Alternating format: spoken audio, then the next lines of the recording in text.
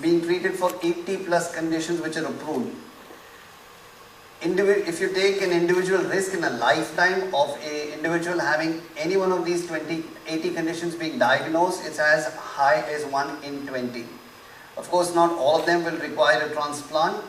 Most of them will resolve the conditions with pharmaceutical and other therapies, but eventually at least 10% of them will require a stem cell transplant. For the repair approaches, this is where the entire story of stem cell utilities is being worked upon. Scientists across the world in 500 plus clinical trials are working on this, because every one of us will have an organ and tissue repair need, and stem cells are being investigated for 7 of the top 10 medical needs for repair therapies. So we believe 1 in 3 is the potential medical need of a repair based therapy using stem cells. Some stem cell treatments, you can utilize your own bloods, your own stem cells from the bone marrow and other places, but for 80% of these conditions, you will require a donor.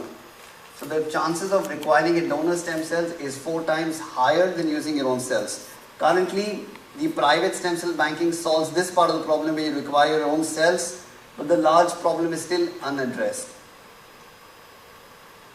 According to a research funded by the ICMR, the chances of finding a match will probably be only about 18% if you have about 25,000 umbilical cord blood units preserved.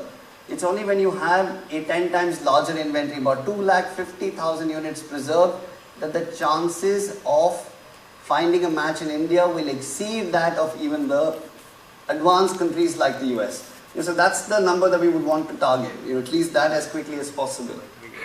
Unfortunately, for that is where can you access these stem cells? These stem cells are available all across the body, in the umbilical cord, the bone marrow, peripheral blood.